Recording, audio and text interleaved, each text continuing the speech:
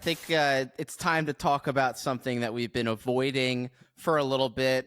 Maybe avoiding is not the right way to describe it. It's more, it felt like it was too saturated of a topic, but I can't look away from it. And what I'm talking about is, and also it's coming up soon. There's nothing you can do about it. It's going to be ramping up within the next few months, and it's election season. So I'm sure we have a lot to talk about with that subject, but I'll narrow it down to just the debate that happened last night between Trump and Biden. And I have my own thoughts on it. I'm trying to keep them away from Biden's You know what's weird about senile. the debate? Prior to last night's debate, I was fully uninterested in whatever was happening with the election. Like, I just couldn't care less. And I think last night it was like the last Hail Mary. It re-energized my interest a little bit, you know? Well, it did more to engage people, because usually the stories about the merry-go-round, carousel, musical chairs of Republican candidates, who's it going to be this time? The left, they usually have solidarity with who they're running. You always know who it's going to be, and they all back them no matter what.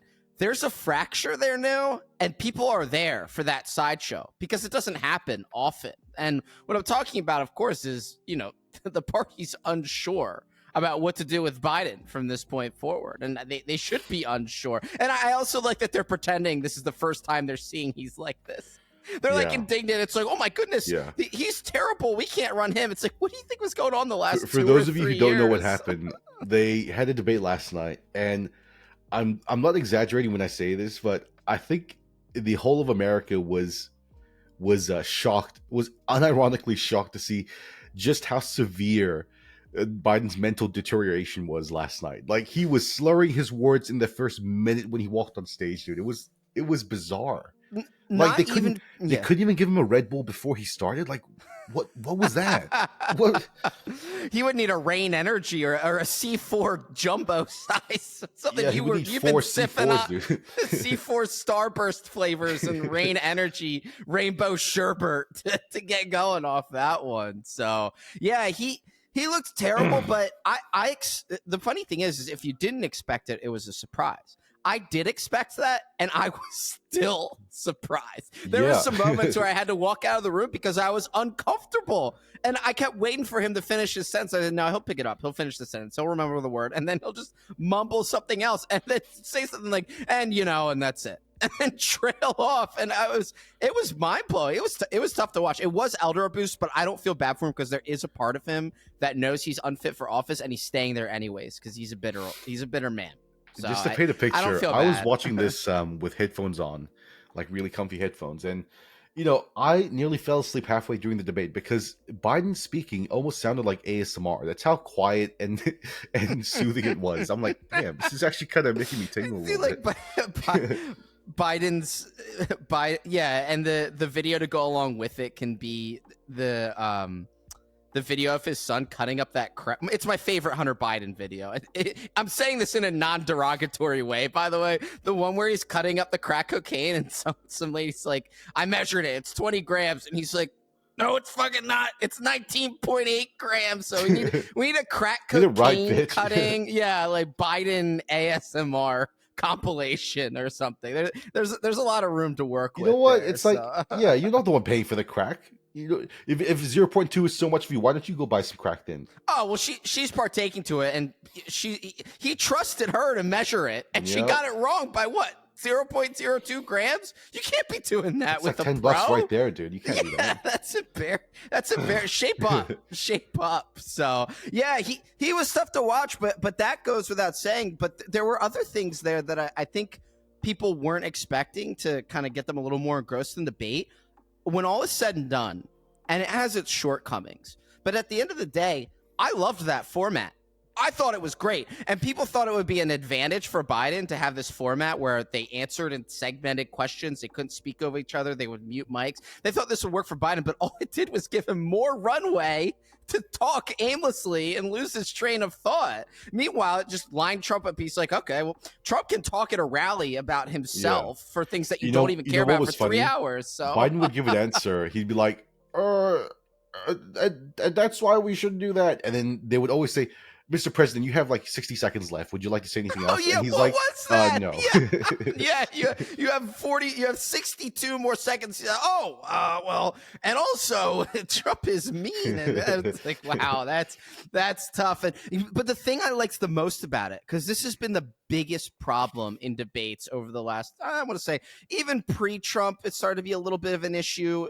It was the Candyland controversy. There was this overweight, I don't know if she was a CNN or NBC anchor, who inserted herself in the Romney Obama debate and said that's not true, even though she had no idea what she was talking about. But that in itself was a media talking point for them to go over and be like, what's that MSNBC anchor's name that was like obsessed with the Trump Russia thing?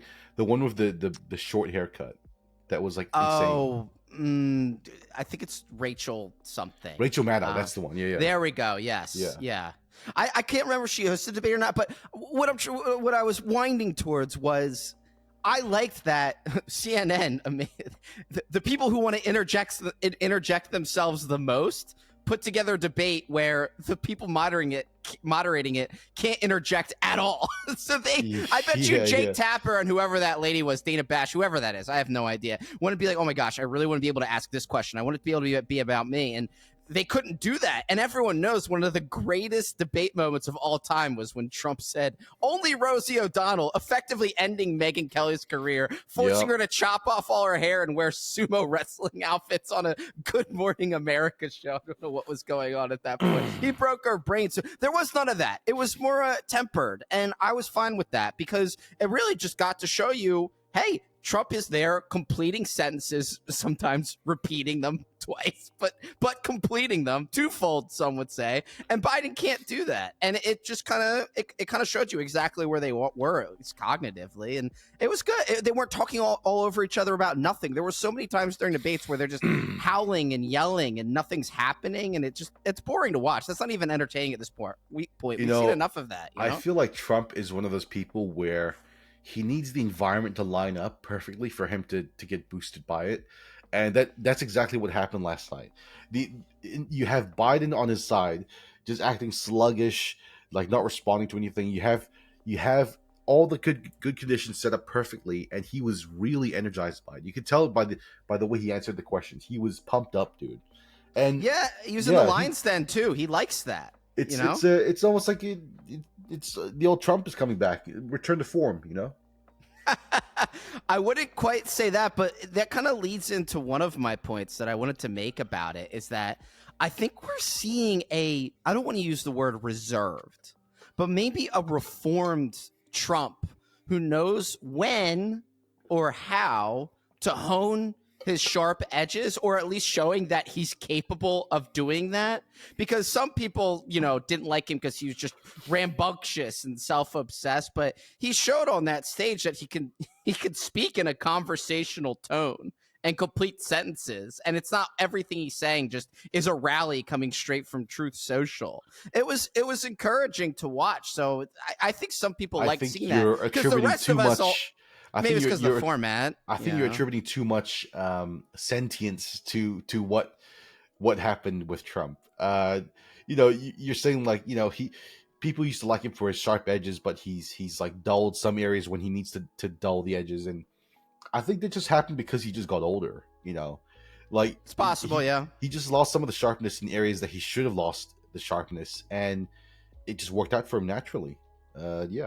It's not like I doubt he's like, I really should hold myself back on this one specific area. I don't think he's doing that, Yeah, and there were some. Yeah, that's a fair point, and I think maybe people who usually saw him as a babbling oaf may have gotten a different impression from last night, but that happens to us as we get older. Maybe we lose cognitive efficiency, but we also kind of speak slower and think more besides what we're saying. I'm like talking about him like he grew out of his teens in the last 4 years. He's just going on 78 to 82 or something. So he's grown up so much in that time.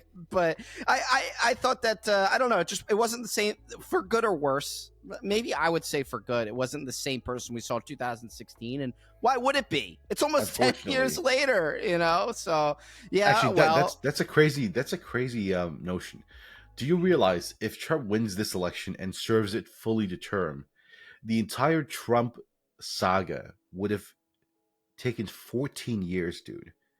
If he finishes his term in 2029, from his escalated ride in 2015, that would have been 14 years. Jesus, dude. Holy crap. Yeah. It's tough to hear. It's tough to say out loud and take it in. But time's moving quickly. I'll say the thing that bothered me the most on his end. Biden goes without saying. We already know what he did wrong. He's on his deathbed, so it's fine. Just go die. I'm just sick of dealing with it. I hated when there were issues that came up that were about Trump's administrative history, whether it was Russiagate, January 6th, the firing of James Comey, suckers and losers. You know, it's useful bait to talk about that around Trump because he wants to talk about those issues because I think those are the ones that are closest to him. And he'll get lost in tangents on those. All he needs to do is stand up there and say, your groceries are too much. You're involved in geopolitical issues that you didn't have when I was president. But for some reason, for a little bit. Yeah, it wasn't over the top, but there were some issues where he could have said, especially on the childcare one, not like he needs to give an answer on that, but he's like, no, I need to go back and talk about how it wasn't bad that I fired this one. No one cares, bro. People who care about that stuff, they're voting for you anyways. You know, if you're someone who has a strong opinion on January 6th, you already know which way you're leaning. You don't need someone to convince you otherwise. When Trump gets into like trying to defend his legal case, what people don't realize is that that legal case is buried between so much history of what's happened before that for any lay person just watching that, it looks like Trump's defending it well, but they have no idea like what the fuck he's even talking about. Like he like sometimes I'd watch an interview and he'd bring up Sidney Powell or like some House Select Committee, and I'm like, what the fuck are you talking about? I mean, you sound good when you're talking about that, but I don't know what it is you're talking about. So get away from that. Just keep popping them in the mouth. You know, he needs to dial the IQ back down. You know.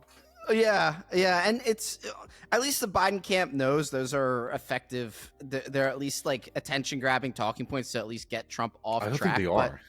Well, they get Trump off track. Yeah, not his voters. His voters, they've all made up their mind on that. But I just love the suckers and losers one. Where he just, because I hope that quote's real, because I think it's hilarious if you just like, it's just so distant and uncaring on D-Day because he's in some foreign country and it's raining, it's messing up his hair. I know the feeling. I hate when it's windy or rainy and it messes up my hair. And he just says, yeah, they're a bunch of suckers and losers on D-Day. And at the end of the day, they were. What country did they end up fighting for? What became of their sacrifice? Nothing. I mean, what like, so that's why I think it's kind of funny that it's just like, you know, even if he did say that, it's at least it's something to talk about, right? But I'm sure like he didn't. I'm really sure that your grandpappy, when he marched on D-Day, he knew he was going to his death. Just so his great grandkids had the rights to chop their nuts off whenever they wanted. Yeah, right? or to get served $15 value meals at McDonald's by I didn't mean for this. This is coincidental. Mystery meat genetic employee that's living on below the poverty line that like lives in his house with like 6 other people. I thought you were going to say the meat patty itself is a mystery meat, which I'm perfectly fine with, by the way. Yeah, I was talking about I was talking to someone about that yesterday where they say, oh, you know, and this has to do maybe with the guy who died recently too, the guy who did the, you know, Super Size Me documentary. Rest in piss, by the way. I'm so glad you're dead. You deserve to die longer ago than that, but earlier than you know. The funniest thing about that documentary, what they didn't tell you is that he's a fucking active alcoholic and he was drinking his ass off during the entire filming of that movie. So it's like, dude, what? You can't do that as a fucking experiment. What the fuck? The best part about that is there's a clip of a doctor telling him all his issues that he's supposedly getting from eating McDonald's, but they're all in exact alignment with someone who has a drinking disorder. That was what he was being diagnosed with, an alcoholic, not from eating too much McDonald's. But I digress. Just to get past that one. Well, just a little bit, dwell on it for a second. I was telling someone yesterday, I love when people try and say, oh, you know that McDonald's is actually, you know, grinded up plastic bottles in the shape of meat. They just try and say, I'm like, good. What are you talking about? I'm not going to McDonald's for Whole Foods grass-fed, like pure bison Wagyu beef or something like that. I love that it's disgusting mystery meat. That's what I'm there for. I love it when they say, like, you remember like a few years ago, they'd say, you know, these chicken nuggets, they're made of like baby chickens just grinded up in a meat grinder. And I'm like, okay, is that supposed to make me not want to eat that? I want to eat that point, though? Yeah, it tastes fucking good. What do you want from me, you know? They're already using chickens as the base ingredient. Yeah. I don't know. But look, just to make it clear to people who are listening, I can't stand, and they're this is the reasons why I don't engage in conversation with some people, because it's not enjoyable for me, where I have to listen to them say things that they think are profound. And the new one is, oh, these two are the best we could do? Well, why isn't RFK up there? Why can't they get... I love that people pretend that they have this, you know, intellectual thirst, you know, a capacity to be able to read further into these issues, let alone before you get to the common populace. I'm fine with it being Trump and Biden up there. I understand why we're in that position, but I won't say they're both two idiots and it's the side of the same coin. I care about immigration. I think it's go ahead. It's like a fucking like a second grader, like, what if I don't pick left or right? What if you can imagine a third choice? It's like, oh, you're just on that. I was on that like 10 years ago, but cool that you're on that now, I guess. You know, that is such a first grade thing to do. Yeah, I remember when.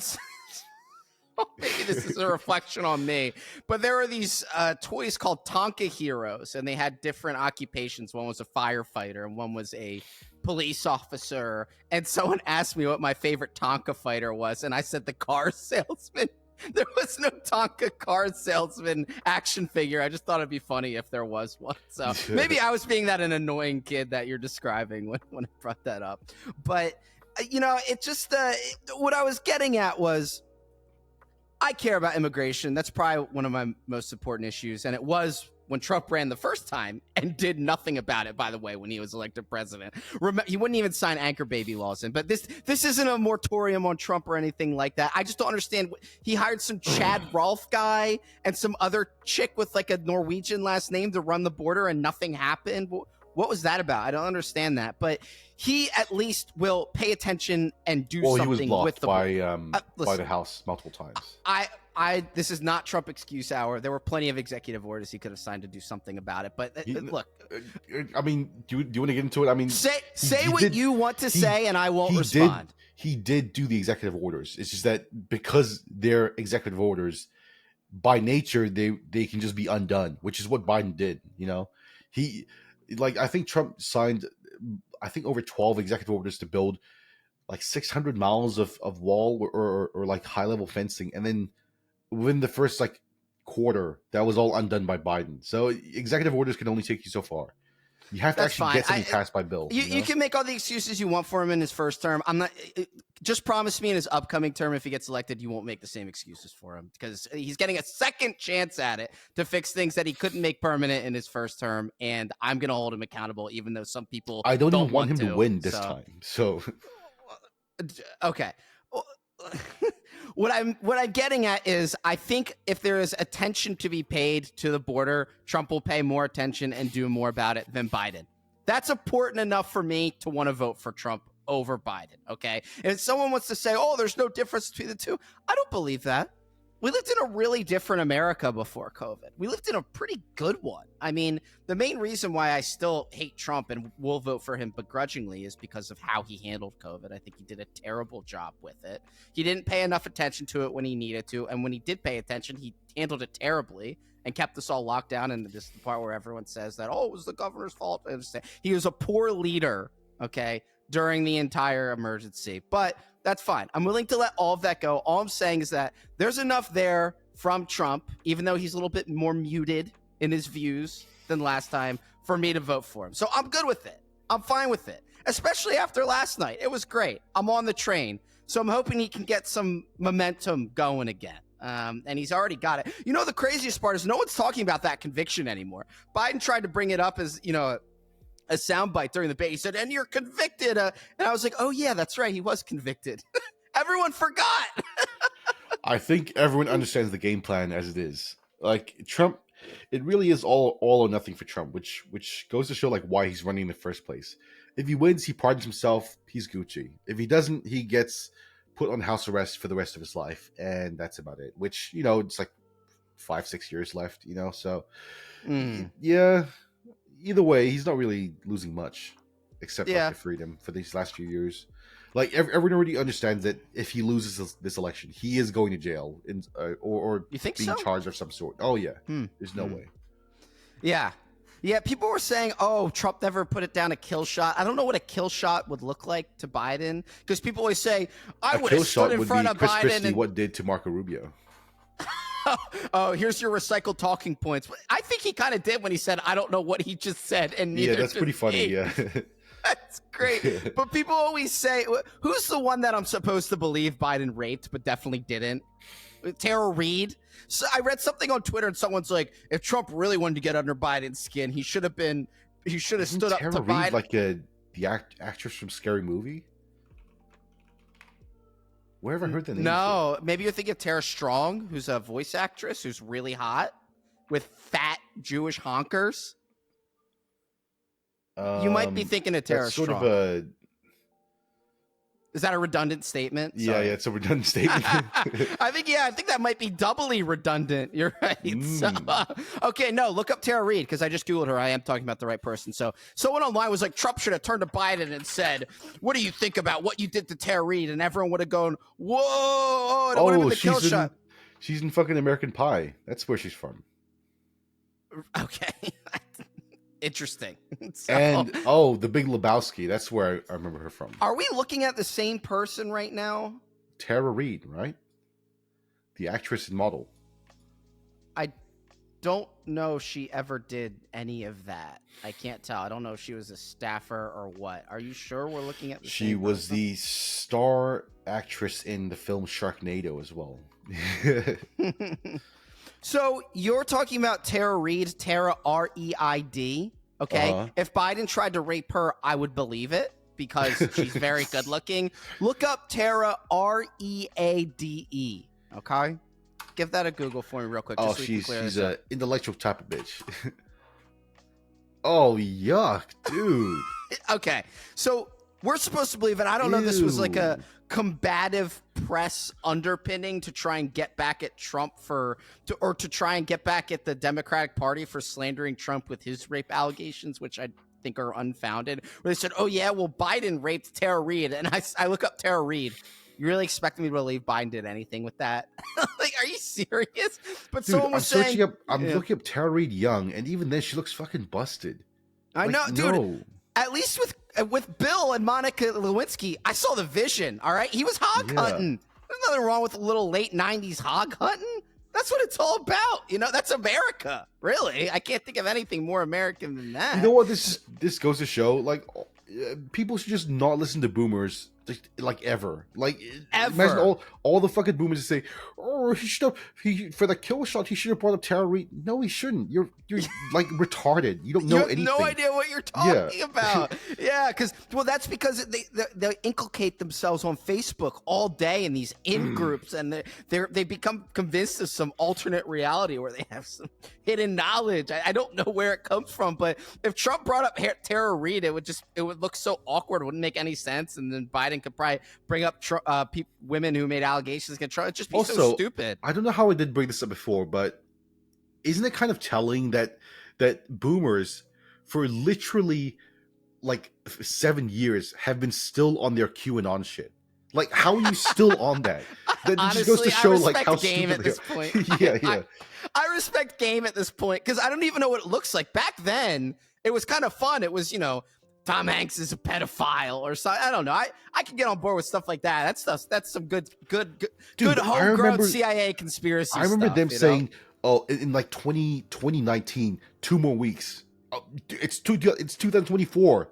Yeah, are we done yet? Like, dude, what was the one where like some Kennedy was supposed to still be alive? I don't know. Just they're just so pliable. It's just so easy to manipulate them. Especially, you ever see pictures of boomers that repost Facebook AI images and saying, "Is this real?" And it's like a baby where its whole lower half is a foot and they're underwater or so. Yeah, like beautiful picture. I value the sanctity of life or something like that.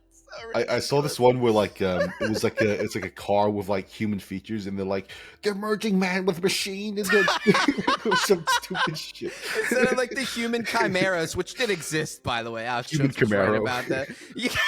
Yeah, instead of chimeras, it's human camaros. That's so good. Camaro hybrids, yeah. Watch out for those. So yeah, it's just stupid. I don't know why. I wasn't trying to focus specifically on the Tara Reid part, but that one does bother me. Just leave that alone. We don't need to talk about some fat busted old lady in our election. We'll talk about hot women. We'll talk about good looking women. We don't need to talk about Tara Reid. That's fine. But what bothers me is people think they know what the kill shot is, and to me, I think he said all he needed to. He didn't need a kill shot. All he needed to do was let Biden be Biden. He looked ghastly. He looked emaciated. He was pale, sickly. His ear is really big. It's weird. His chin is like dimpled. As much shit as you want to give Chris Christie, he knows how to give a kill shot. It's funny that he just had zero popularity at all, but then he still managed to deliver not one but two kill shots the entire time he ran in 16 and 20. Like he took out Marco Rubio in 16, and then recently in this recent thing he took out, I think, Nikki Haley or something else. Yeah, he's really good at giving kill shots. I love that he's like the assassin. He's like, leave Nikki to me. He's a monster. Like, no one likes him, but he's just going up there and just BTFOing someone, even though no one likes him. He had until COVID. He had, I wouldn't say admired, but, people were at least ambivalent to mostly liking Christie in Jersey. Dude, people were buzzing about him in 2013. I remember reading a Time magazine article saying like, oh, he's the new future of the GOP. And he's like this fat Chris Christie leaning against the wall trying to look cool. I think he had to lose weight a lot sooner. I don't think he ever lost enough weight. I think that was always going against him because he's never had a bad moment in a debate. He's only taken people out. He's never been taken out. It's just his history towards the end of COVID in the state of New Jersey and his weight and the walk on the beach with Obama after, I wanted to say Sandy Hook, but it was after Hurricane Sandy. Why are those two named similarly? Really makes you think. But there's like some picture where he's walking on the beach with Obama, and I guess Trump honed in on that and said, you walked on the beach with him. Like, can a dude take a walk with the president on the beach after a hurricane? Like, let him go. Well, they were holding hands, so that's a bit sus. That's even better. That's amazing. That's love, He's the only person to make Obama be honest about who he is instead of hiding it with Michael the whole time. So. Yeah. Actually, holy shit.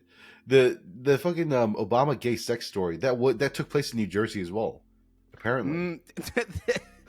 The centrifugal gay sex mecca of the country. So. If you guys remember the story, so this guy who was gay made his way to New Jersey, and he's like, "Yo, do you know a place where?" Are you talking about me? I could have been, but I like the mental image of. So the story is this like military guy. I know where you're going. Okay, yeah, go ahead. Yeah. Sorry. He goes to this bar and says, "Yo, I want to buy some crack," and then this guy hooks him up with Obama, who has crack apparently, and then he hops in Obama's limo at the time, and Obama gets him to suck him off. And then Obama gives him crack in exchange for that. I like to picture that entire situation happening, but Chris Christie is like the driver at the front. Like, anywhere else to go, boss? No, he's the broker. He organized the meeting. He says, anyone who wants to suck dick in Jersey goes through me. I'm putting together a team. No, some fucking gay guy just walks in the bar. Is like, oh my God, whose dick do I have to suck to get some crack? And Chris Christie's like, I got a guy.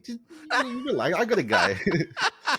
He's got a guy for everything. Yeah, I like the bridge scandal that involved an aide named Bridge where he said, "Is it wrong that I'm smiling right now because he shut down a bridge and like put a bunch of people in traffic?" That was his big scandal too. I forgot about that. He should be Trump's VP. Just two big boys, two Northeast New Jersey, New York big boys run the country. I'd be all right with that. Yeah. I like that. I think time will eventually look favorably upon Chris Christie. He got pretty whiny and annoying this recent run. Well, didn't he get a little? He was an anti-Trumper for a little bit, wasn't he? Oh yeah, he was big. And then he eventually came back around. The entire time in the debate, he's like, "We as a country have to do better." It's like, no, we don't really. You don't have to. Like, oh yeah, he did say that. This. Yeah, it's because he got jilted for a cabinet position, just like the most transparently upset person that didn't get a spot. So, all right, I'll wrap it back around a little bit to one thing. It's actually the original reason I wanted to talk about the debate, because no one's talking about this, and maybe it's not important in the grand scheme of things, but I didn't notice it until today. Melania wasn't there. Okay, so two things. They're if he wins, they're likely either already in the throes of divorce, have already agreed to be divorced, or have at least separated, or she's just going to stay with him forever because the benefits are there, but she will not. She will not. I'm telling you this right now. If he wins, she will not fulfill the duties of First Lady at all. She does not want to do that. No, she doesn't want to be anywhere near that White House. And Barron graduated from high school. She doesn't even have some weird excuse to like hang out with him and like be his girlfriend. No excuses for her anymore. She's got to get out there and like no more practice GF. Yeah, exactly. No more like whatever. Melania no Trumpu Denetsu like manga like mother-son incest panels for those two. We're done. Speaking of Barron, did you hear about the recent this scandal with Barron Trump, dude? Is that with the coin? Wasn't there a coin? Yeah, so take this with a grain of salt, but apparently Martin Shkreli messaged Barron Trump to say, "Yo, I'll give you $5 million if you just tweet about this coin." And apparently, he received the $5 million, but then the coin like instantaneously scammed and rugged or something. And I just like to think mental image of Barron just crying to his mom like, "Mom, they made me tweet about this coin and I got $5 million." Wait, did they send Barron Trump $5 million? Martin Shkreli did that? Yeah. And then they exit scammed the coin for way more than that, I think. I could be wrong, though. Did Barron get paid in the coin? No, I think he just got paid in cash. What? Okay. I have to do my... You could...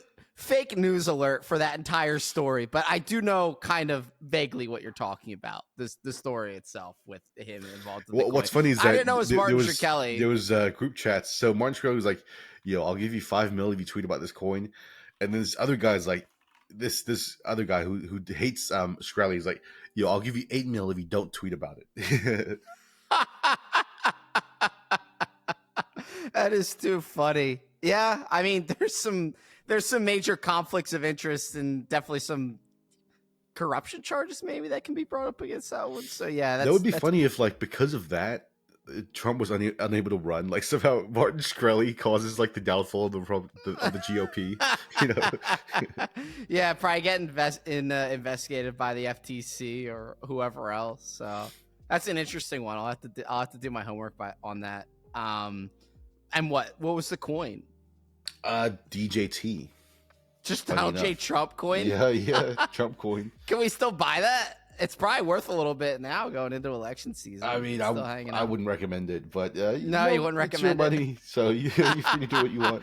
That's okay. I wasted it enough on projects that never came to fruition. So, well, that's not true. Waifu AI is like warming up right now. So. Oh yeah, I'm sure it is. I'm sure there's 3 guys that took everyone's money or hard at work. So it's all good.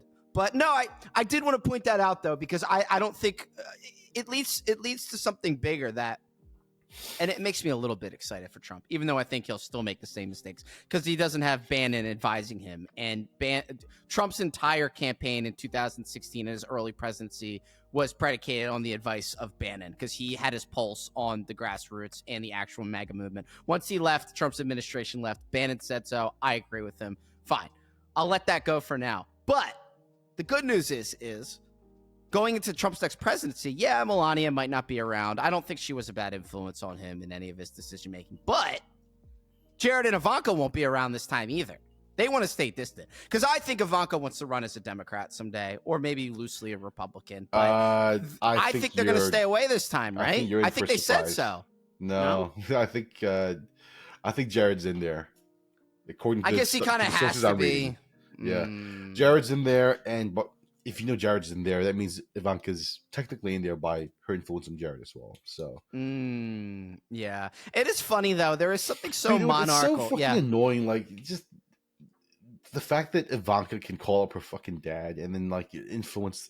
Like I remember this one story about like Trump was like really not wanting to airstrike Iran, but then some dumb fucking fake story about like the Soleimani or some shit using white phosphorus, and then Ivanka called up her dad like, "Dad, they're using white phosphorus. You have to airstrike them now." It's like, Dad, bitch, just shut the fuck. What do you know about white phosphorus? Like, you know? pretending you even know what it is or that it even exists. Yeah.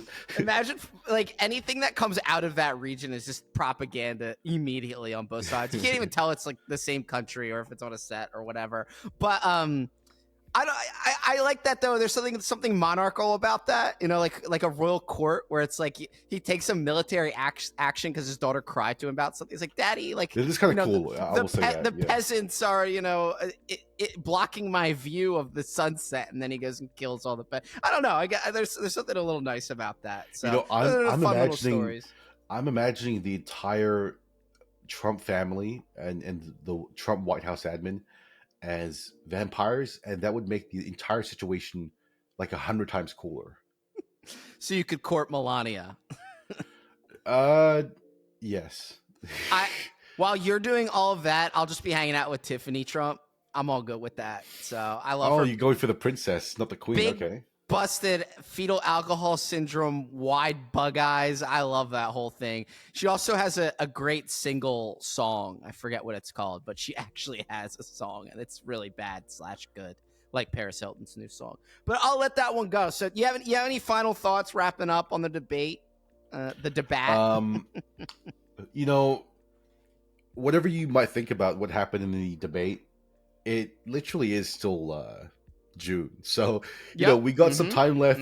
There's like literally 5 months left till the things, and a lot of things can happen in 5 months. I'm willing to bet that people can forget this entire, like people for Biden can forget this entire thing ever happened if they just gave it enough time.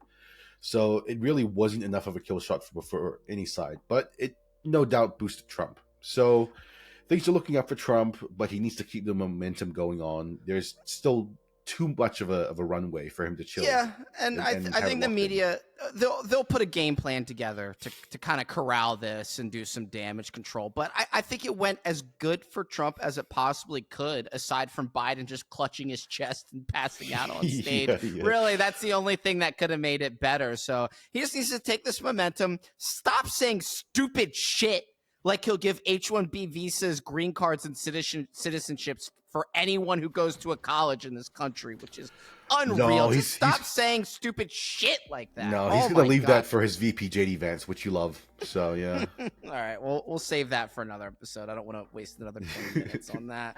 But look, my final thought is, yeah, apparently there's rumors that there's going to be a second debate in September and Biden wants to do it. I mean, he should want to do it. He needs a second shot because if that's all that lingers, disastrous. Yeah, who knows? He needs to pump out the town halls. That's what he needs to do. Not debates. I don't know. I think he won by showing as little of himself as possible in 2020. They need to put him in the basement and keep him there and just let the media do all the work for him. That's how Biden works best, doing nothing. But also, I'll just say it real quick. I don't think there'll be a switcheroo because that'll just make the DNC look incompetent. No one likes Kamala, and I think even their dumbest people are smart enough to know that. If they did run Newsom, I don't even know if he'd win at this point. I really don't. There's not enough time for him to kind of like build rapport with the voters nationally. It's not there right now. So unless they fake kill Biden, it's close. 5 months Don't is a long time. Yeah. I don't know. Maybe. Yeah. Not many people are paying attention to this stuff in the summer either. So you're really only left with 2 good months to kind of make an impression on voters. So we'll see. I think I wish Gavin Newsom, I wish I looked like him. and lived his life, because I think he's a gorgeous, articulate man. So happy about that for him and not And me. I wish I was Melania. You mean you wish you were having sex with Melania, right? Oh, yeah. Oh, Sure. okay, yeah, that was what I heard. I think like the connection on our like recording software cut out for a second there. Yeah, That's yeah, definitely yeah, what yeah. you said. So Yeah, definitely not. all right, so, you know, we'll wrap that one up. We'll move on a little bit here. And I saw you wrote something down that I thought was interesting, and I've been thinking about it lately too, because I've been eating some spicy stuff over the past few weeks, just trying. It comes in waves, but you just wrote down spice tolerance. What do you mean by that? You know, just a quick little rant, but dude, I went out for lunch with this friend of mine who, before on the car ride to the restaurant, he kept saying like, "Oh yeah, I'm such a foodie. You know, I love all this stuff." We go to the place. He orders something with jalapenos in that, and I shit you not, he fucking dies from the jalapenos. And I'm like, dude, if you can't even handle a fucking jalapeno, I don't want to hear a single thing about food from you like ever again.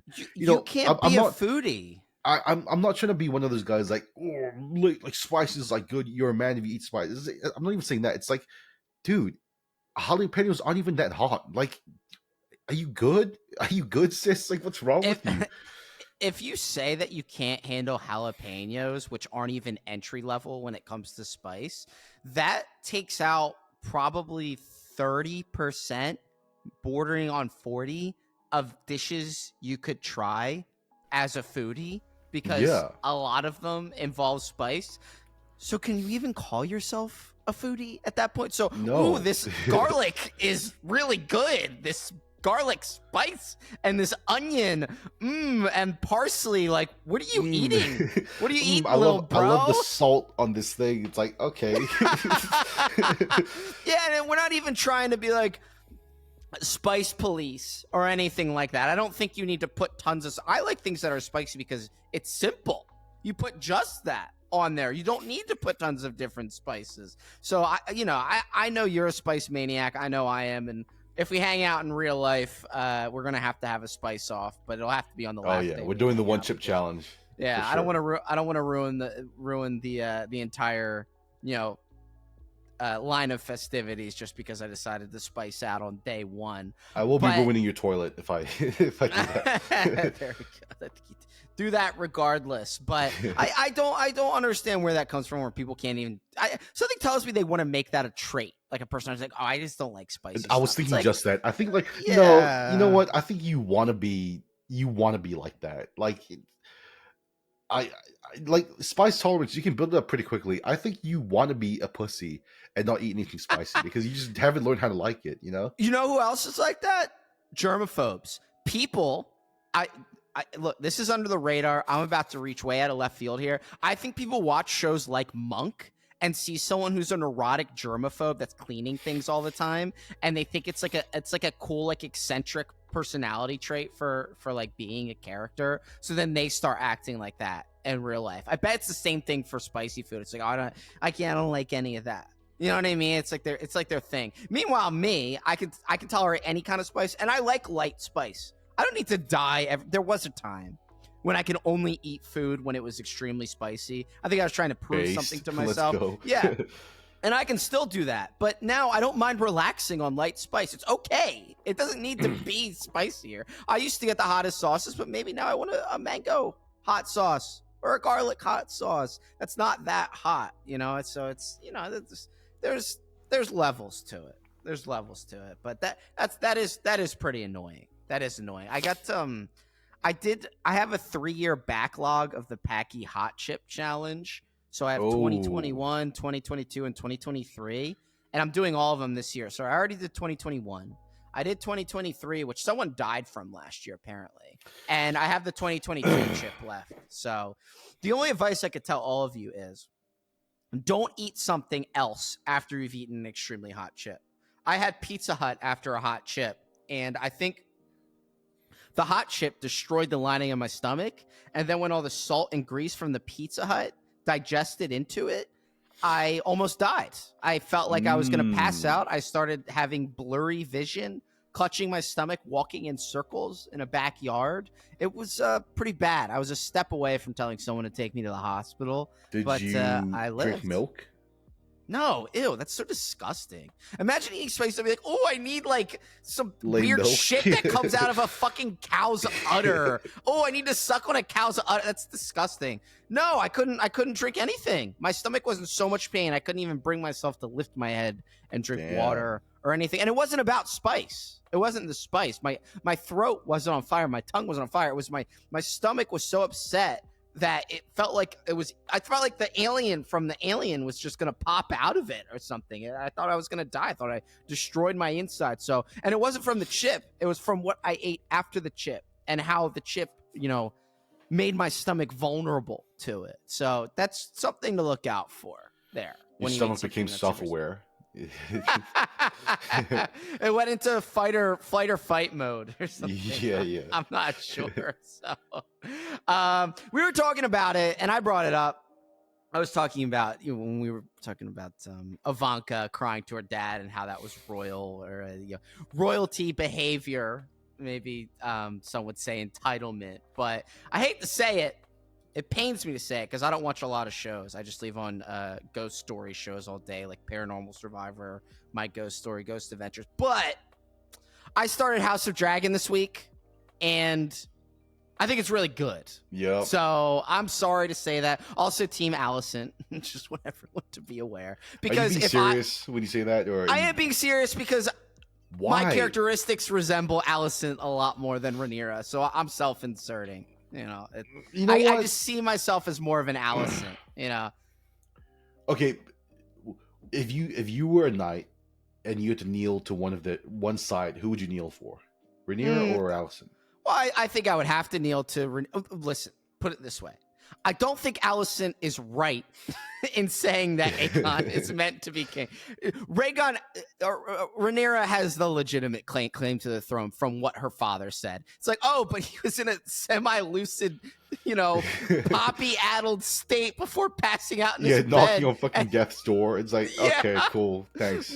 Muttering about some prophetic dream that may or may not have been true, which now means that, oh, my son should be king. No, I don't think Allison's right about what she's doing, but I respect her character a lot because she's been more consistent. Rhaenyra's just been all over the place, and now that she's an adult with her kids, she's the mature one, when Allison gave her entire life to what she believed was right from the very beginning. Yeah, but that's on her. She made the conscious choice to follow her dad and seduce the king and make the king choose her as the new wife. It's not her choice to seduce the kings. Her dad instilled into her and said, "You must do this," and then she just went and she gave him the little stone carvings. Yeah, she could have had a choice to not do that. Yeah. Look, I didn't mean for it to be a discussion between the two. All I'm saying is that I enjoy it, and you know what else I'll say? You know what? The entire show, to me, of Game of Thrones was stupid and I wouldn't say unwatchable, but just a little more unserious to me. That's true. After Jon Snow came back to life. So House of Dragons is already better at Game of Thrones at any point after Jon Snow came back to life. 100%. And as it goes on longer, we'll see if a season 3 comes around and can hold up with the quality. It might be able to rival the entire show of Game of Thrones. I like that it's concentrated. I like that there's less characters. Story's tighter. Go ahead. Yeah. I was trying to think of like really dumb fucking moments in Game of Thrones, like before even season 8 happened. And I'm trying to think, dude, why the literal fuck did Littlefinger give Sansa to Ramsay? That's retarded. Like, what was that? We're supposed to believe he just did that. He's in love with her, but he gives her to some fucking rapist dude. Like, yeah, what? She's too valuable of an asset even in the first place. And then they ruined Stannis Baratheon's entire story. And look, I'm not a big Game of Thrones guy. It's not medieval fantasy isn't my forte. I didn't read Lord of the Rings. I didn't read Game of Thrones. I don't care that much. So maybe I'm saying like sacrilegious stuff. But it seems like Stannis Baratheon's entire arc was super anticlimactic. And what? the woman at one point in an early season makes a blood ghost that kills a gay guy, and that's it. We don't use the blood gay guy killing ghost ever again. We're done. We're done with that. We can't use that again. You know why? Because I saw an interview with D&D, the two guys that made Game of Thrones, and they hate Status, dude. They hate him with a passion. It's like, dude, Kendrick, I hate the way he talks. I hate the way he breathes. Of all the people that hate him, really, Status? He's trying to do good? Like, what's wrong with you, dude? Yeah, dude, take a character with like a noble driven cause. This guy sucks, actually. Like show with like literal pedophiles, but we hate Status for some reason, okay? Like, what the So I just wanted to point out, I'm enjoying the show. I think it's good, and I'm not a big Game of Thrones fan. And there are so many. I just want everyone to remember how many wasted appendage storylines there were. Oh, she's at the many-faced god Bravos Island that never even reaches a conclusion and gets stabbed and falls. What is that? Little girl, I will teach you how to become no one. Doesn't become no one. Okay, thanks, bitch. Like, she. That's how they start her arc, and then she finishes her arc by saying, "I'm not no one. I'm Arya Stark." It's like, oh, so you just learned nothing. Cool. Okay. But then also gets to use all the advantages from that training later on, okay, even though she wasn't committed to the cause. So really, it seems like you guys, the Faceless Men, have no sauce. Really. Mm-hmm. If that show didn't have the Red Wedding episode, which was big enough to be a cultural moment and something that usually television shows like that would shy away from, what would even be memorable about it? That's the most memorable part of the entire show. If it didn't have the Red Wedding, I wouldn't even know what we would still be talking about. Back, Tyrion said something smart and had sex with a prostitute. Like, what are you talking about? Looking back, can you admit that Arya killing the Night King was fucking stupid? No, I still like that. I didn't expect it, and I liked the scene, so I'm sorry. I don't mind her killing him, but just the way that they did the whole battle with the Night King, it's just so bad, dude. Holy shit. So I'm supposed to take a show seriously where the entirety of the Dothraki army is taken out in 30 seconds. 15 seconds, literally. But when all those same people, quote unquote zombies, who knows, end up being near the most important characters in the show, they just form like ant hills around them and don't kill them. I'm supposed to believe. I'm like, that whole episode I said, who's the fat guy, Sam Tarly or something? If his fat ass isn't on a fucking zombie pike being paraded around in front of the Night King by the end of this episode, I can't take it seriously anymore. I didn't take the show seriously anymore by that point, but there's just so much stupid stuff, and House of Dragon just seems more composed, and it seems like it's just more of like a focused story, and there's no needless side plots. There's no like, dude, the funniest thing at the annoying end is like, do you remember when they're like, well, who do you think should be king now? And then Bran was like, why do you think I'm here? It'd be funny if like everyone just turned to him and like, nobody's even looking at you, little bro. Like, just sit out of this. Like, why do you think I'm here? Who has a better story than Bran? Like, everyone that's talking right now. So. Security, who let this guy in?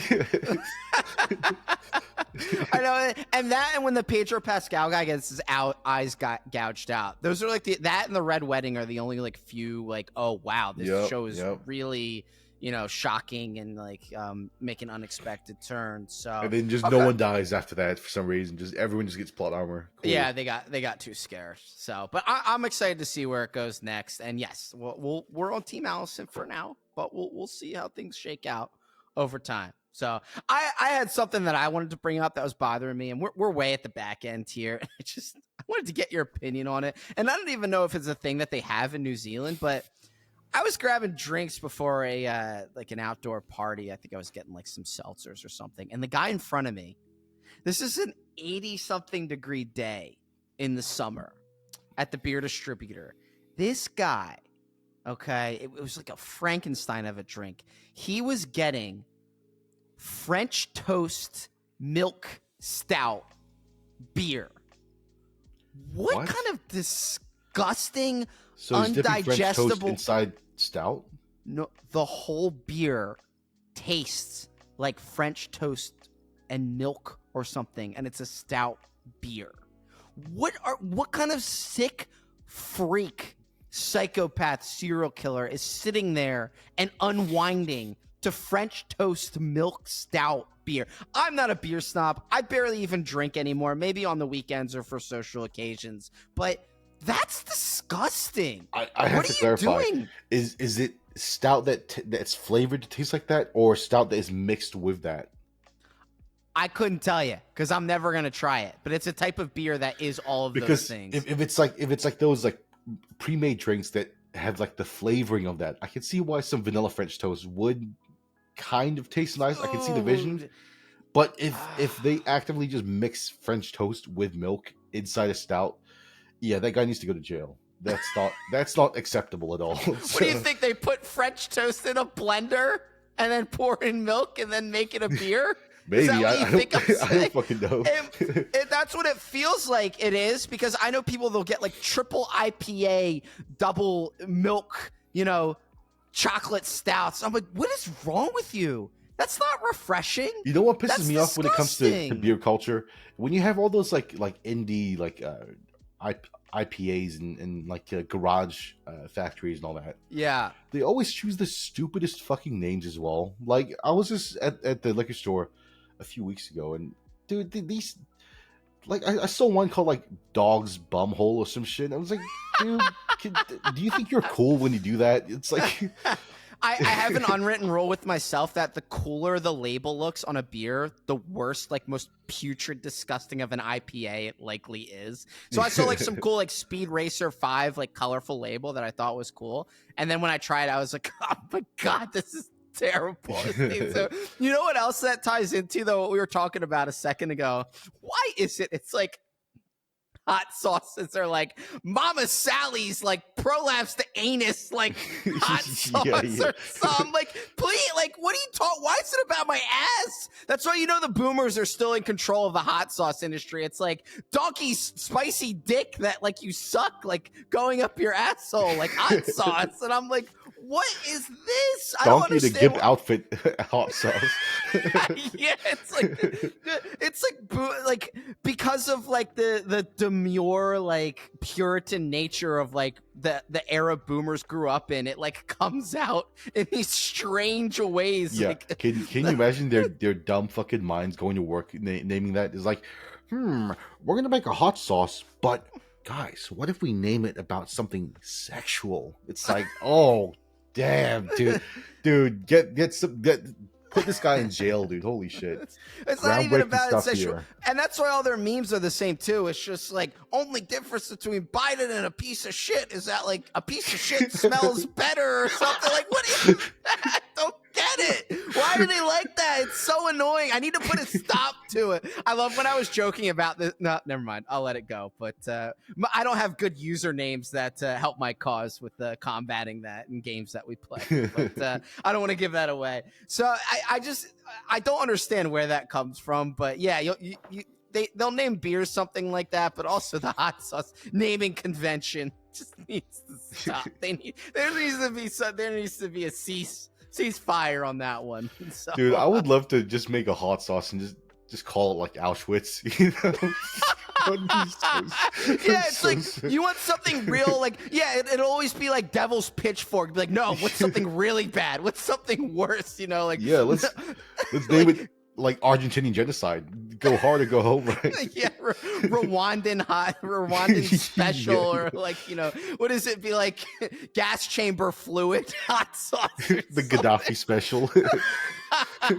Yeah, well, that'll go back to the anus stuff because that's where he was getting stabbed. So, but look, I had fun today. I think as we get further along, we'll probably do more election discussion. I think we should do an electoral map, full election blowout episode. Not for a while, not for like 3 or 4 more months. But I think something like that would be fun to like get everyone revved up for it. But until then, we'll just be the same old Contrarian hour, which I'm fine also, with. So. I have a question for you guys, the viewers. I just thought of something recently. I'm putting in hours and hours on games like Elden Ring, and I'm like, why don't I just stream it? Because I'm gonna be playing it anyway. So let me know if you guys would like to see me stream Elden Ring or League or anything like that. Because I'm going to be playing those games anyway. But if I could stream it and make some people happy, that would be pretty interesting. Yeah, I'd want you to stream that fight of that. Well, who cares about spoilers? The guy who's made of wicker, where he picked you up and cooked you over his own head. Yeah. I don't play Elden Ring, but I watched that and I thought that was hilarious. So, all right, good stuff. Until then, I'm Kib Moyer, and have a good one. Actually, you know what, Tyson? You say something too. I'm Tyson, and I approve this message.